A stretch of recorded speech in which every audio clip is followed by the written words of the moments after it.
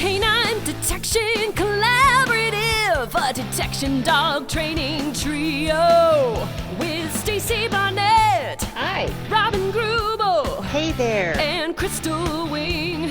What's up? With humor and a big dose of theory, our trio talks practical training advice and features interviews with top trainers and scientists. It's Canine Detection Collaborative. Hello, everybody. Welcome back to the Canine Detection Collaborative. I'm Robin Greubel, and I am here with my amazeballs co-hosts, Crystal Wing. Hello, friends. And Stacy Barnett. Hello. So, coming off of a very busy summer and a couple of opportunities to go out and teach. And I was just came back from AT-Canine where I had the opportunity to set out hides for almost, well, by the time we were done with the week, it was 96 hours. Oof. Yeah. And I know that when we did Muscatatuck this year, we did a few things to help elongate what would be human remains being set out, although we would pick it up every night, but would always go back in the same spot, right? So, and we did not refreeze everything, that maybe having a discussion and brainstorming between the three of us around how to set hides to manipulate things like odor availability and make it feel like it's been setting out longer, but maybe it hasn't, and making smaller threshold odors than versus bigger threshold odors and all of that stuff. So because it's really, really hard to replicate what happened when you can leave narcotics and explosives and other odors out for 96 hours. So do we want to talk about, even before we get to, how we can do it, kind of why it's important or what the impact is when we do set odors out? Because I know, during intentional handling and hide setting, Robin, you and I were kind of walking around like every day and like setting hides out and then, running those, the students were running those like a couple of days later.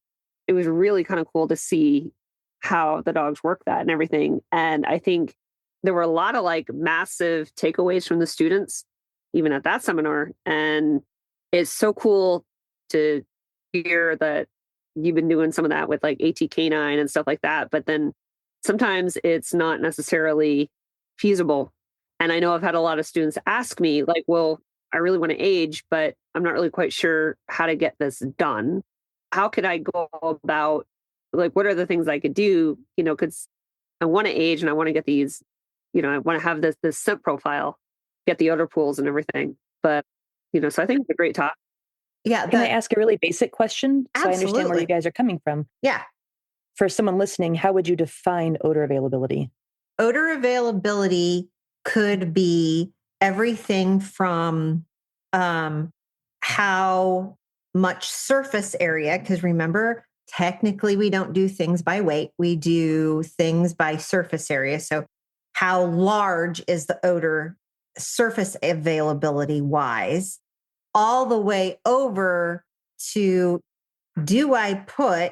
let's use something that's a little bit more friendly to talk about than typically what we're talking about.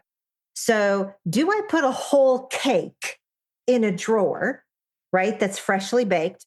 Or am I putting a very small piece of that cake in the same drawer?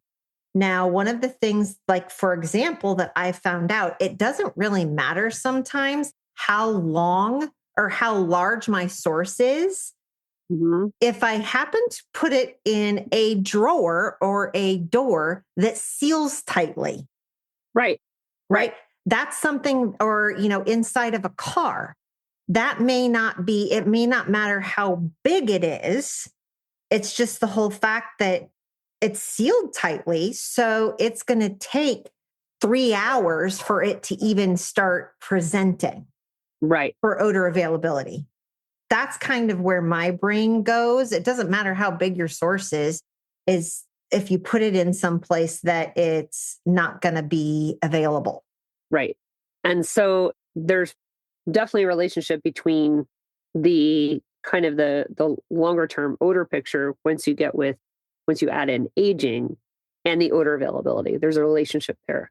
And I think, correct me if I'm wrong, I was kind of going along the lines of thinking of if we want to have a certain scent picture that you might get with a longer aging, that odor availability, either increasing that dramatically, may be one alternative to affecting what that overall picture is going to look like with not quite as much aging in some kind of cases where it may just not be realistic. Unfortunately, you're not going to get a lot of the same.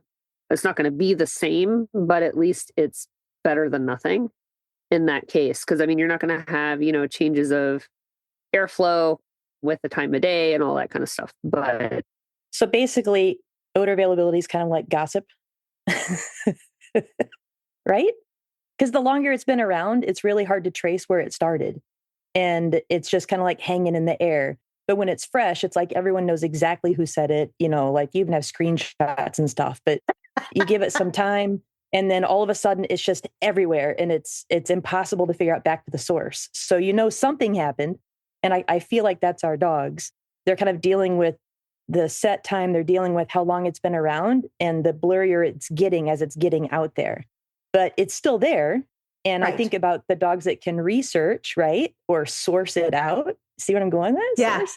But it's not just the dogs though, too, because handlers, we're like those people who think they know where the gossip started. We're probably wrong. And I think that's where manipulating the set time for me is such an eye opener because it's really teaching us how odor actually spreads versus how we think it does. Yes. And that's why I love running the more advanced dogs to understand what's going on. But I see odor availability kind of like gossip. Yeah. And so one of the things that I started doing for handlers was, and it started at Muscatatuck because some of the hides and the way they were set were specifically designed to be overlapping and they were large source. So there was a lot of odor availability. And what would end up happening is, especially like in the hides that I set, I actually started talking to people in colors. And I was like, I have a red source, a blue source, and a green source. And as those sources would age and the building would heat and the building would breathe and all of these sorts of things, we have our pink to red that happens. But then I also have tendrils of color that come out and might stream down the stairs. But if you go on one side of the stairs, you might have a tendril that's a little bit darker than the other side of the stairs. And so if the dogs have to learn how to sort through red and blue make purple. Mm-hmm.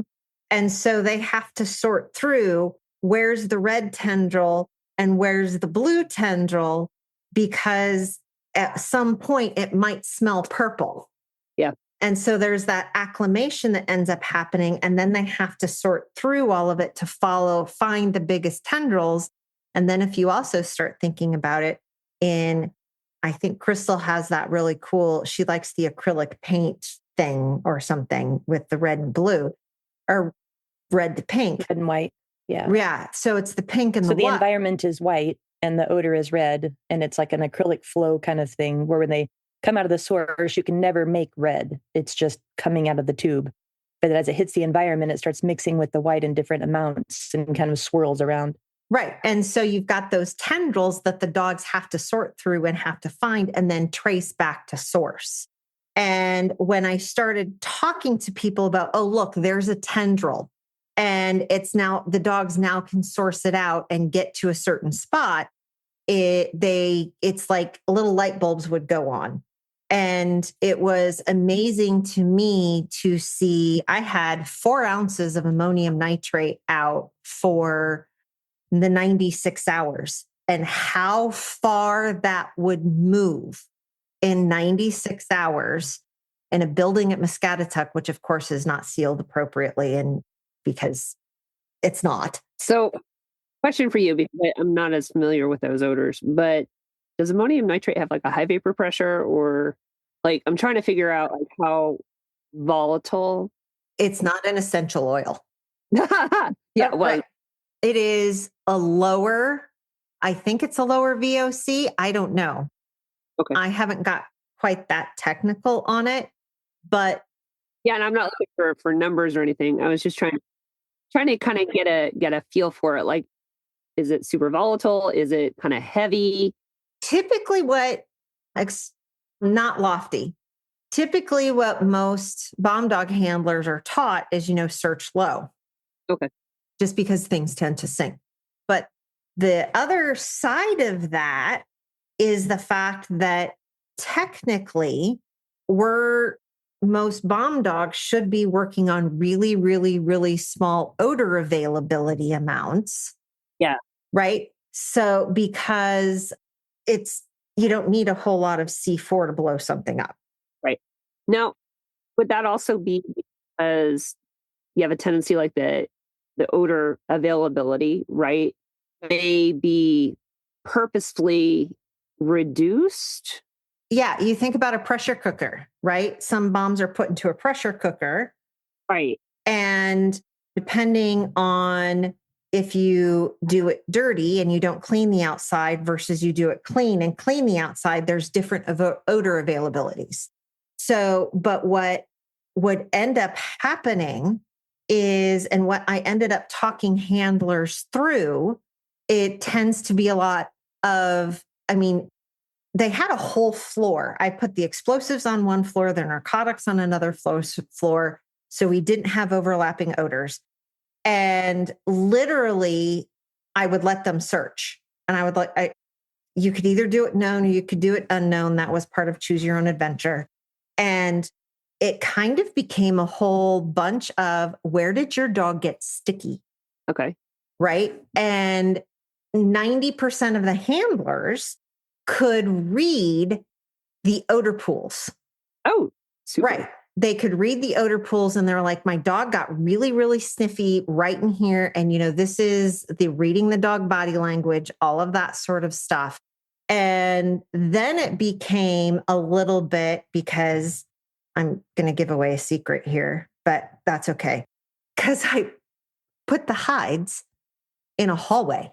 Okay. So it's a transition area.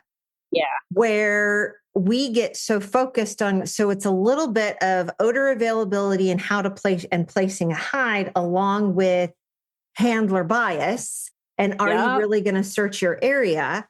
And so the hides ended up being in a transition area in that hallway. And then one of them was a cabinet that was built in the wall. So like where a fire extinguisher went. Okay. And that door disappeared to the dogs. Yeah. Because it was flat in the wall. Yeah. And were you in school or were you? I don't even know. It was one of the dormitory rooms. The old one. It was an old one. So it was all of those combinations of the larger odor available. Well, I would say medium odor. Yeah, context. But you have the longer age. Long set time. Yeah, and you've got like the hallway, which is going to facilitate a lot of that airflow anyway. And that air is going to generally gravitate out into the rooms. Right. I mean, odor, but for both the narcotics and the explosives odors, moved a room and a half away into a big a big like general seating area, and ended up pooling all the way in one corner. Wow. And it was set up in such a way that the handlers would go past the hide, They'd have two more rooms that they would hit, which the dogs would get sticky in.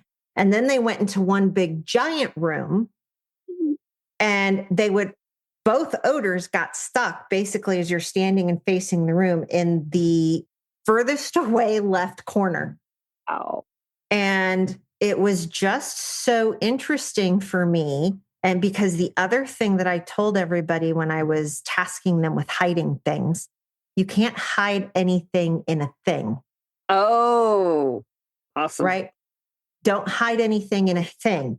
Are we training object searching? Or are we training odor detection? Yeah.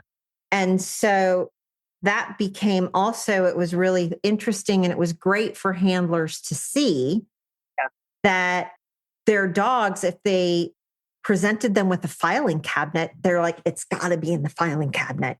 And I had an odor pool next to a filing cabinet, which got quite a few people.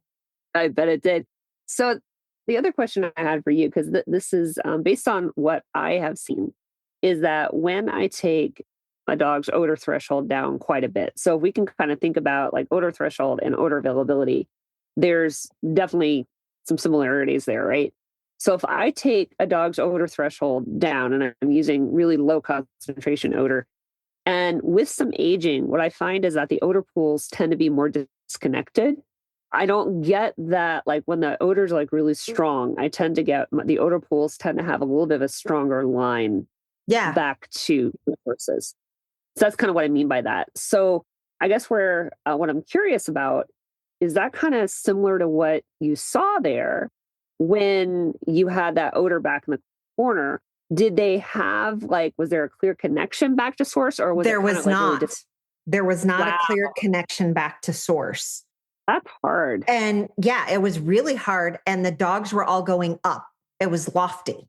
Oh, wow. For both odors. But if you think about, let's think about, and for those people who haven't been there, a building which is not tightly sealed, which was built probably back in the 1960s.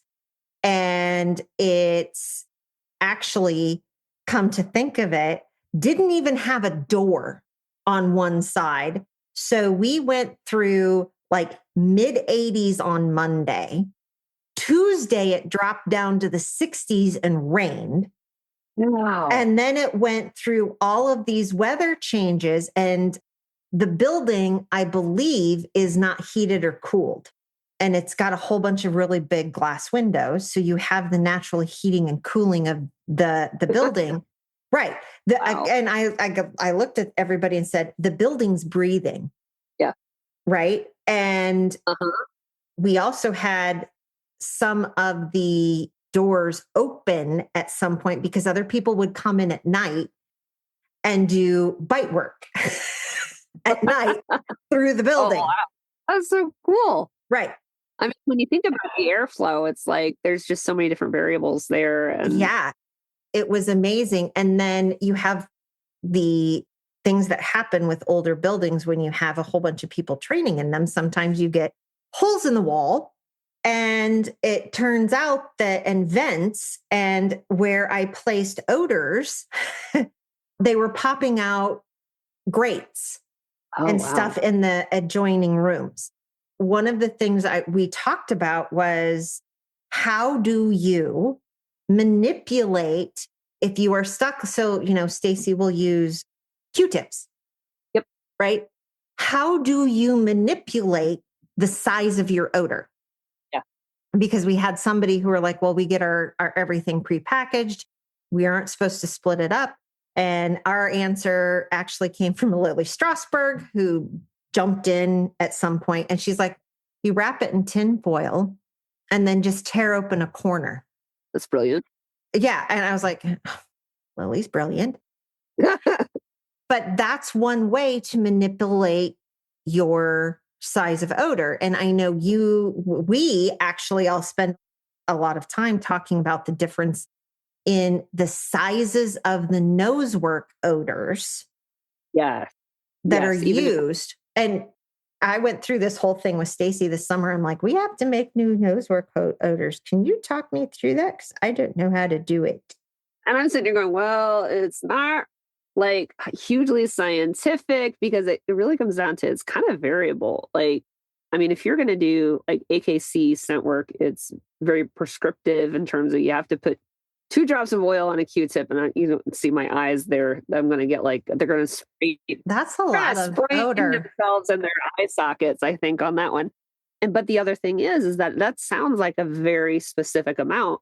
But if you've ever gone to actually make these Q-tips, like if you're going to go and everything, you find out that dropper size matters. So if you're using a big bottle of oil, you get these big, huge drops and it just saturates the Q-tip.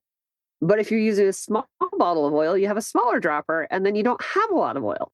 So, well, you still have a lot. But that's kind of like for AKC. But then if you look at NACSW, where the oil may not actually make direct contact with the Q-tip, and so that becomes a little bit more of an odor soak situation where you have direct oil transfer or direct oil applied to the Q-tip in AKC. So the amounts of odor, even on a specific Q-tip, are going to just drastically vary.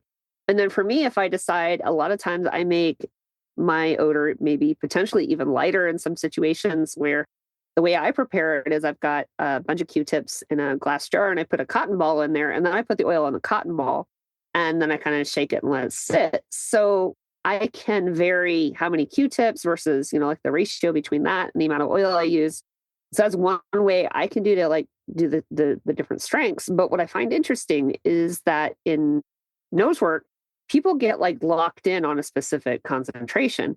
They're like, oh, 3 Q-tips of this or whatever. Or if they only do AKC, they only do AKC Q-tips. Or if they only do NACSW, they only do NACSW Q-tips. And I've had so many conversations with folks where I'm like, guys, you've got to work a wider range because, when your dog encounters odor, you want them to react to it. You want them to understand it beyond their typical trial setting repertoire. Right. Yeah, exactly. Because you've got to train outside your norm. Anyway, soapbox them. No, it's okay. Because I talk to people a lot. And we saw this at distraction camp and intentional handling and hide setting, is that people don't get a chance to work 3 or 4 hour hides. Right. And then I'm like, but you might have to do that in a trial. And I also look at it that I think about our cadaver dog work and some of that stuff.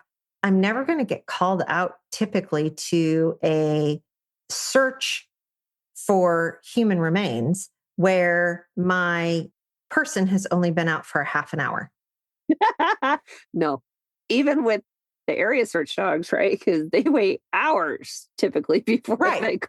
Anyway, so it's kind of like, well, it's now 3:30 in the morning. So, so even then, right. You still have. Well, and you think about the difference of a whole human, right? Right.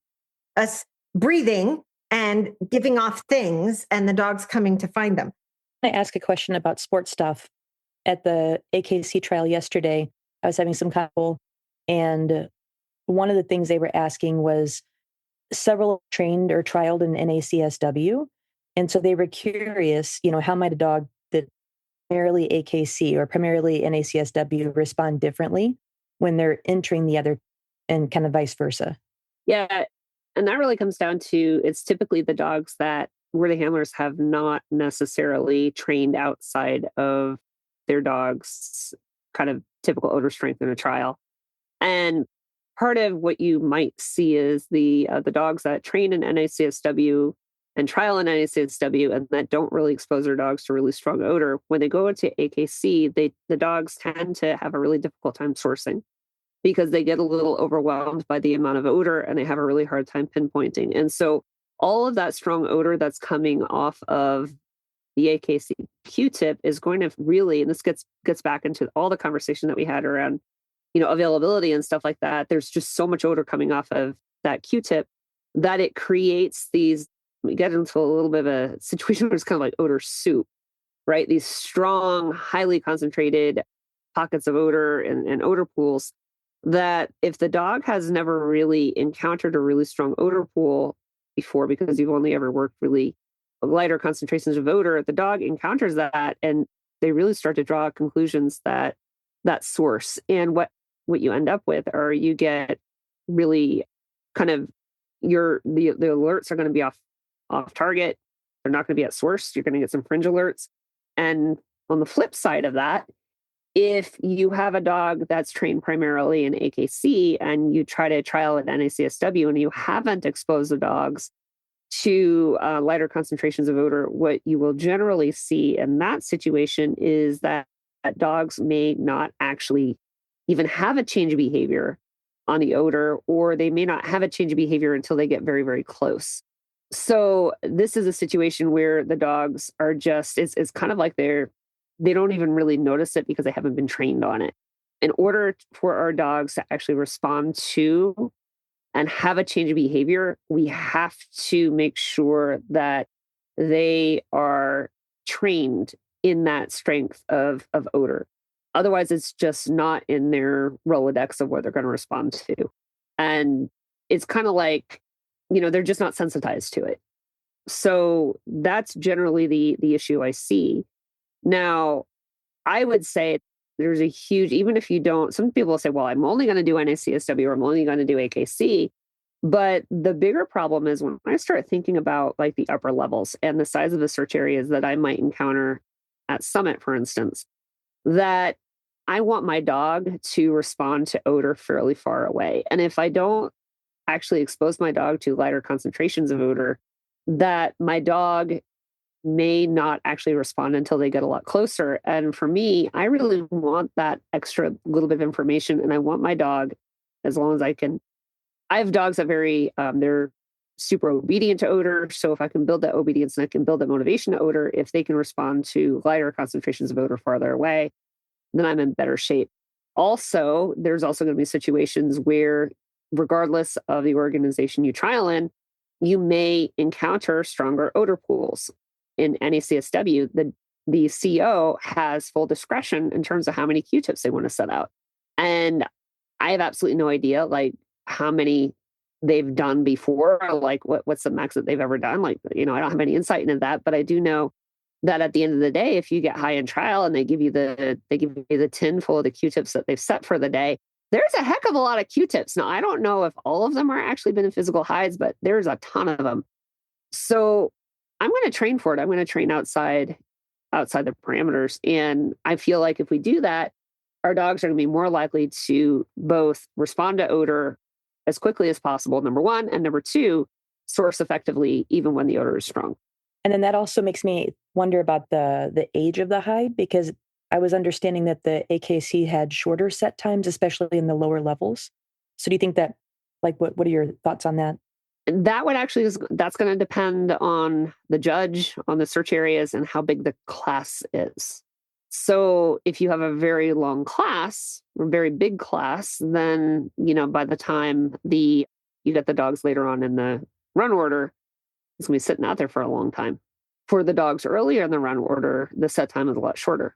So that's going to really kind of vary. And I think if you're not training, the wider concentrations of odor, and you're not aging, you're really limiting what your dog is going to actually respond to. That kind of goes along with the whole concept of generalization. When you were going through that whole explanation, I was like, well, this is why some of the narcotics dogs who are used to working 1 or 2 grams come into contact with 5 pounds of whatever they find.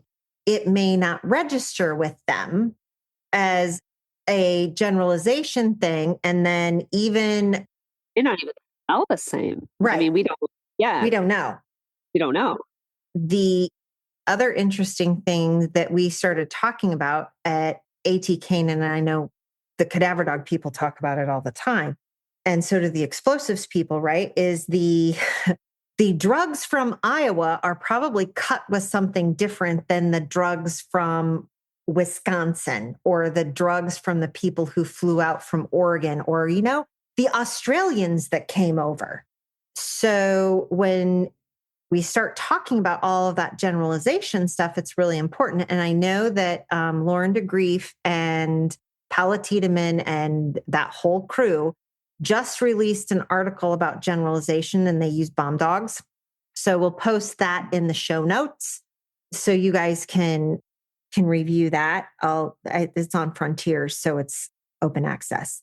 And I think that there's also like a practitioner's version that's somebody picked up and actually wrote it. So it's not a technical paper, which sometimes can be really hard to read. So, yeah. So we'll put that in the show notes. The brilliant people are writing and the rest of us are just trying to understand. Just understand, what did you actually do? Yeah. So that was Paul Bunker and Chiron Canine helped with that. So, and as you were also talking, I was thinking about Dash. Mm-hmm. When I switched his explosives training aids from, oh yeah, they were very, very large pseudo odors, over to odor soaks. Yeah, I remember when actual odor. I basically had to retrain him. Yeah. And he would hit the source of the odor, the soaks. Yeah. And he would walk away because he thought it was an odor pool, or at least that's what my brain said, because that's how he acted. And he was like, no, I have to continue to try and source it. That's too small. That possibly can't be source. And so it came down to a threshold issue, and I had to go all the way back to odor pairing. Wow. To do that, which you learn. Yeah. Yeah. And I think that's what happens with a lot of the folks going back on, like on the sports side. I think that happens a lot. Right. Yeah. I mean, we don't have the situation as much with the generalization of the odor itself, though, because especially with NACSW, they have approved vendors. Not only do they do that, but the organization actually supplies the scented Q-tips to the trials. Oh. So there's a lot of standardization from the odor perspective for NACSW. AKC is different though, but with AKC, the judge prepares their own odor. So you may have a different brand or a different whatever, but it has to be the exact type of oil, right? But the brand can vary. But with NACSW, you don't get that. It's a lot more. So are you saying with AKC that they can use, as long as they use like birch oil, it doesn't matter who the manufacturer is? No, because it's wherever the judge bought their oil. Birch. And you're hoping that they bought it from, a high quality source, but you actually don't know that. Right. Because you don't know what the carrier is that might be in it. Right. Yeah. It's a lot of like even the quality may be different. The age may be different because like essential oil has like a 2-year shelf life, my understanding is. So after a certain amount of time, like it may actually start to smell different. I didn't know that. Yeah. It's like a 2-year shelf life. At least that's what I was told from, I think Canine Nosework source, Jane Nadelson. She's the one that kind of told me that. Yeah. So that can actually vary. But my brain also goes back to, I think it's actually is it a graphic? Is it a Canine graphic? Yeah, with the little ladder. Yeah. My brain always goes there. And I'm always kind of thinking about it in terms of, I also wonder, I mean, we don't know like if there's like a Q-tip with an odor soak with an essential oil, how different that's going to smell than if you saturate the Q-tip. Like, we don't know. I mean, it could very well smell completely different to the dog. Well, and that's the odor graphic that you're talking about from Canine, because at the bottom, it's got like this little lotus flower. Yeah, it smells like a flower. It smells like at the top, it smells like poop. Yes.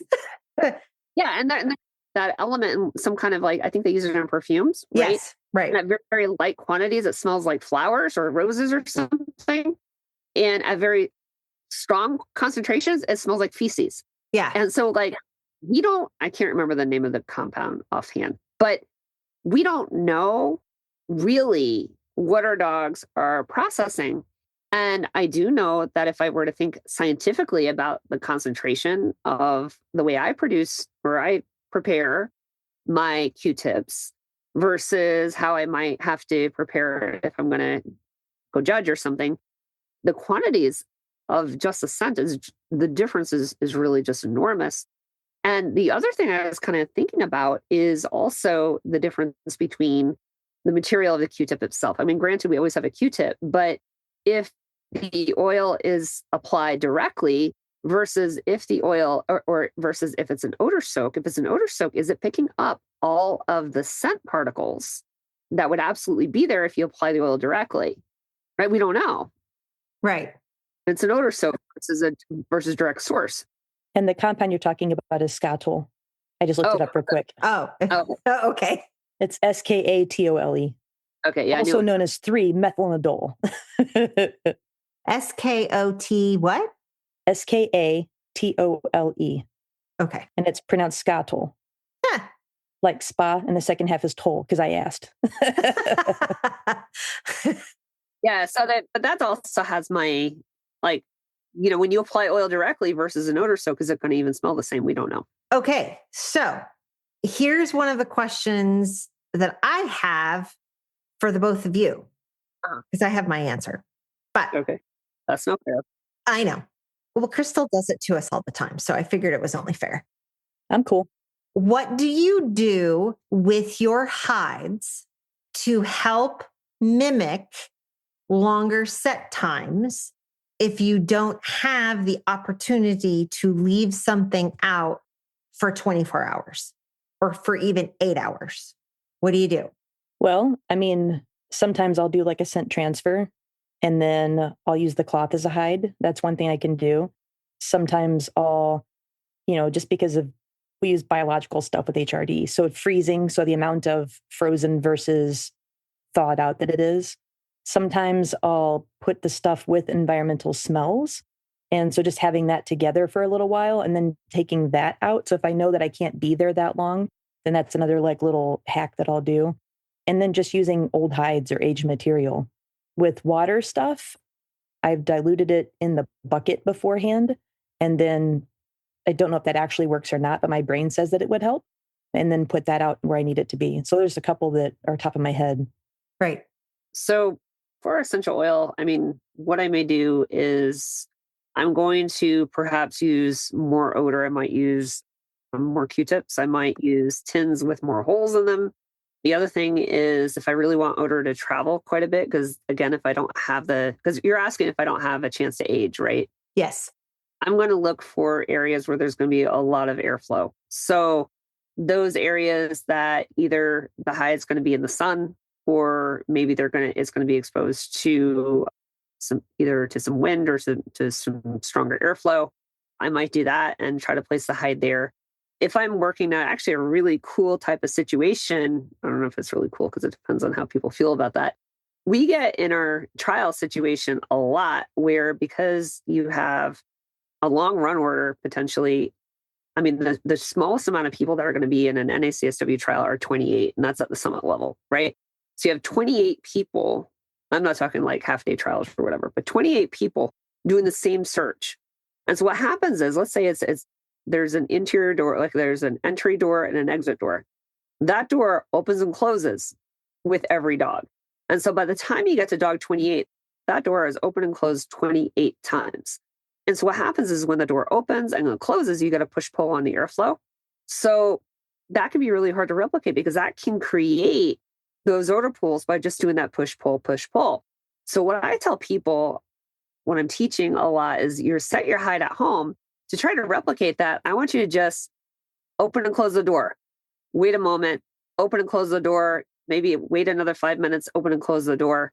And open and close the door to try to mimic some of that sort of airflow that you might get with a longer age in a trial setting. So it's not going to be perfect, but you'll start to get odor pools in places that you might not normally get if you just set it and ran it. That's really good advice, even for, doesn't matter what odor it is, just because you're making the room or the building breathe. Yeah, basically.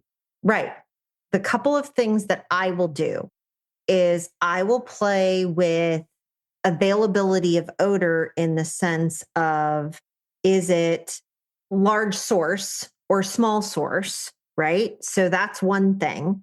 And then the other thing that I have the tendency to do is to put the hide high or higher. And when I say high, okay, I'm 5'11".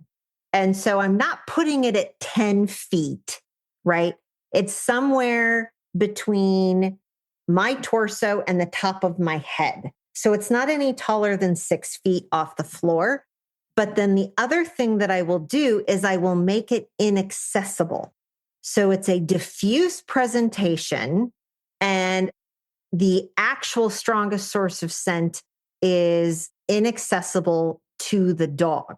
So if you think about the whole concept of a hide that's set at my eye level in a closet, so that the dog can not only hit on the door that's got a vent in the front of it, but then knowing how the odor is moving, it's going to seep through the wall because of some of the holes in the wall, or it might pool in a couple of the doors next down to it. And I may stand there with the closet door and open and close it several times. So it's puffing odor out. Yeah. Right. And those are the types of things that I do. Or, I open and close the drawer. We call it burping. Yeah. Yeah. So you burp it, or you burp, like you call about burping the box. Right. And so I'll do that sort of stuff. And depending on, usually with like cadaver dog stuff, we're worried about making sources bigger instead of smaller. So that comes into, you set stuff out when it's fully thawed and you've had that type of opportunity. So I would guess those are our hacks. I'm also thankful for Ryobi fans. I've used those quite a bit. Yeah. Just to help me create where I want the odor to go, especially if I'm looking like in an interior space. I got a cool opportunity to work with a bed bug detection team this summer. And one of the interesting ones was the dog became very animated in this room and just couldn't quite figure out where it was. And we only had specific rooms that we were searching.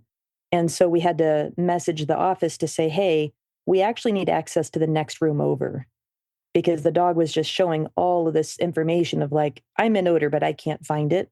And so it was kind of interesting that later on they were able to give us access. We went back, and sure enough, the room next to it was the room that was hot. Oh, interesting. So that makes you wonder if you would think that maybe the HVAC was connected. Well, yeah, like the hotel rooms, like they have a door that goes between the two. Yeah. And it has the vents, the cool return vents up at top too in that same wall.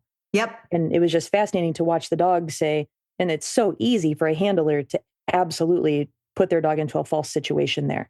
Right. Because they're like, oh, the dog is way animated, so there must be here. So where is it? And so as a coaching, I was like, let's just clear this room out. We'll come back again because it'll allow us to do it. It's not like a sport where it's a no go back.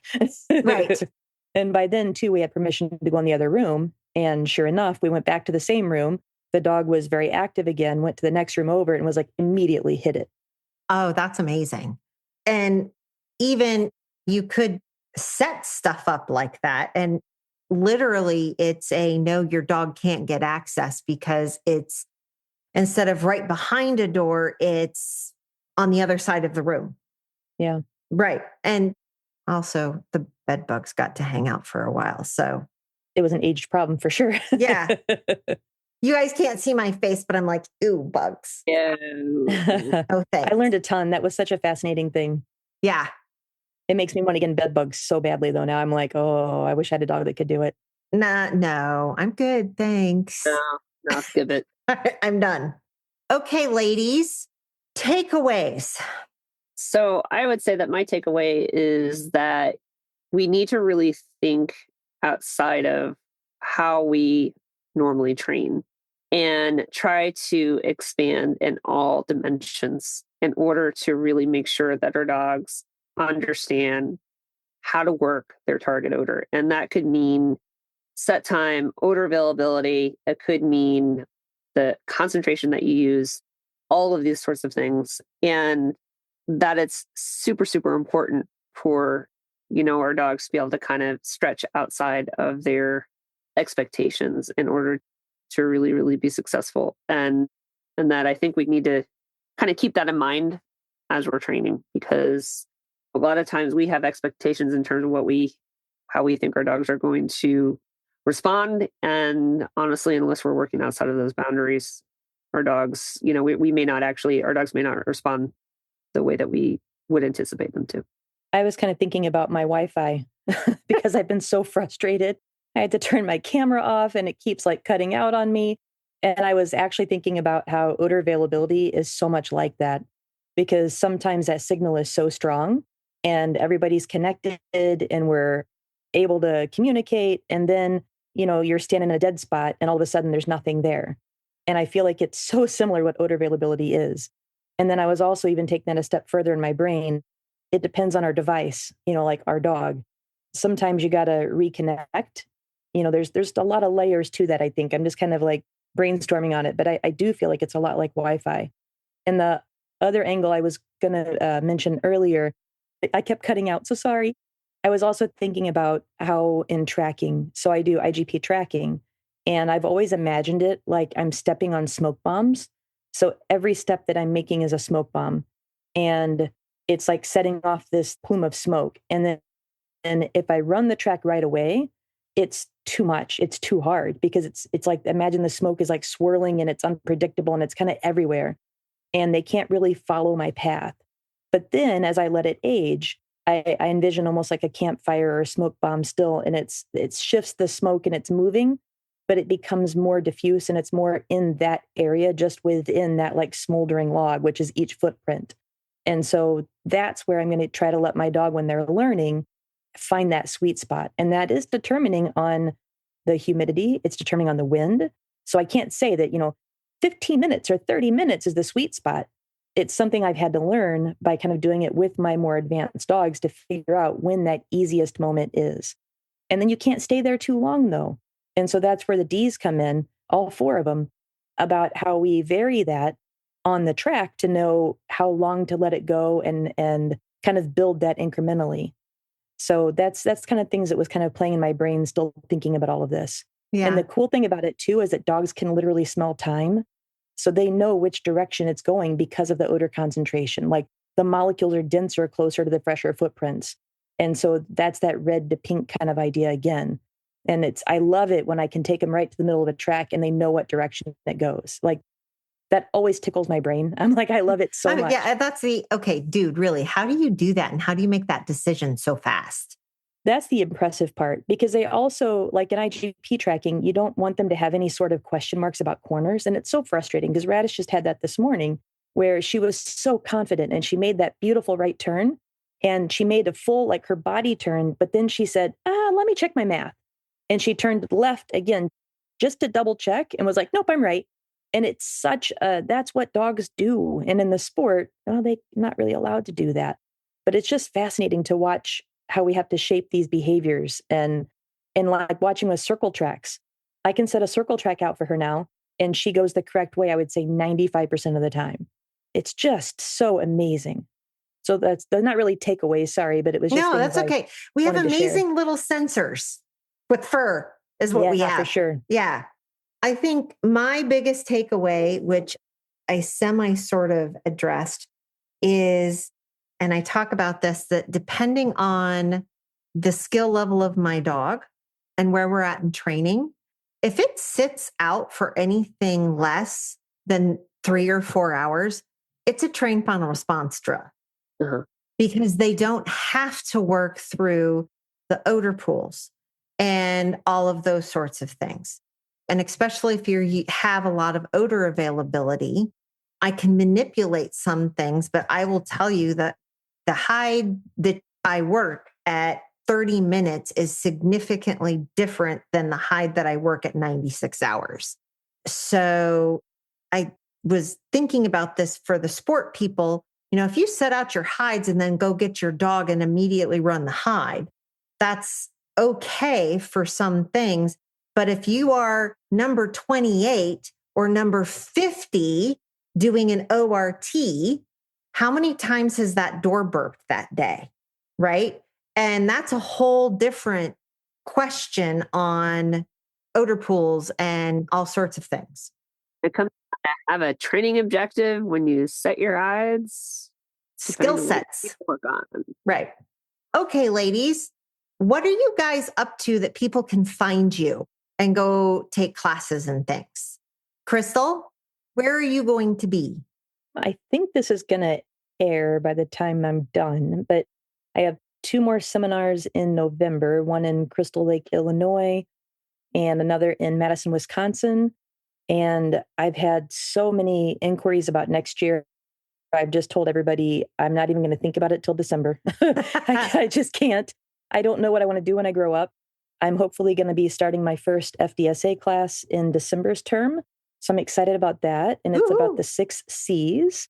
And I have private coaching now that I'm doing. So I'm excited about that. I just got that started today. Yay. So that's my main things right now. Webinars and workshops and a class coming up. Nice. Oh, and I always have functional obedience. It's always there. I just forget to mention it. So definitely I've got classes starting December 1st at Fenzi Dog Sports Academy. This term, I'm going to be in classes open November 22nd. So I'll be teaching NW120, which is my introduction to nosework search elements. That's where we get dogs who have just been introduced to odor. We get them searching all the basic, the different elements. I also have my building blocks of nosework, the before odor class, where we build a lot of the foundations before we add odor. So that's a class I teach once a year. And then for the more advanced folks, I'm going to be teaching NW 445, which is rising to the nosework challenge, 6 weeks of setups. So that way, there's six weeks of tons of different setups that you can do, and really to kind of give you guys an idea of different things that you can train to be able to really kind of meet your goals. And that's a more advanced class. Cool. My calendar is going to probably be out by time this airs, but probably the biggest thing is the Canine Census Detection Dog Trainers Academy is starting a new cohort on January 1.